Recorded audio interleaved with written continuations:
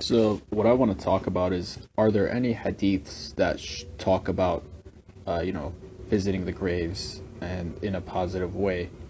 So, this was the first one. Whoever visits my grave, my intercession will be guaranteed for him. Now, it's possible that means in the afterlife, his intercession, right? Maybe they misunderstood it. But, he does depict visiting the grave itself as a positive thing, right? Now, some people don't give it a good grade, but this one, Hasan, which is okay, you know. And there's other hadiths, and some scholars declared it Sahih, such as these scholars here, pretty long names. Uh, Other hadith scholars consider it authentic. Ibn Hajar's student, so it's not a weak hadith. It's okay, Some people make it weak, But interestingly, some late scholars, beginning with Ibn Taymiyyah, then they started grading it differently, So that's kind of suspicious, right? That it was influenced by his beliefs that they started to lower the power level of the hadith. There's some who declared it weak. Al-Bayhaqi, Al-Khuzama, Al-Suyuti. These guys actually might be before Ibn Taymiyyah. I'm not sure, actually. And some people said it's forged.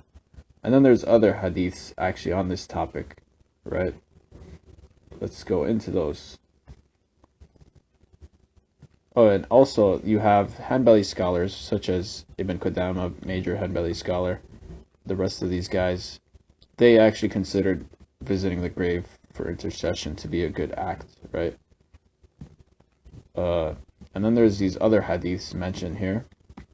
Whoever visits me without a vowed purpose other than my visit, it is incumbent upon him to be his intercession on the day of resurrection, right? Like I said earlier, maybe it's relating to the day of resurrection. And that's in Al-Mughni by Ibn Qudama, right? He's a mujtahid, he's one of the highest authorities of the Hanbali madhab, right? So you don't just say, oh, who cares what he said, right? And there's other hadiths here. For example, Musnad, it's a weak chain, right? My intercession shall take place for him, right here. And you have this one, whoever makes pilgrimage and then visits me after my death, it is as if he visited me in my life. Interesting, right? And some people graded it Sahih. Ahmed, I think it's Imam Ahmed, which is interesting. And now I'm going to go into that, actually. Some people say it's weak, right? Now, I'll go into this after, actually. Whoever visits my grave after my death, it is as though they visited me in my life. I think it's the same hadith with a different chain.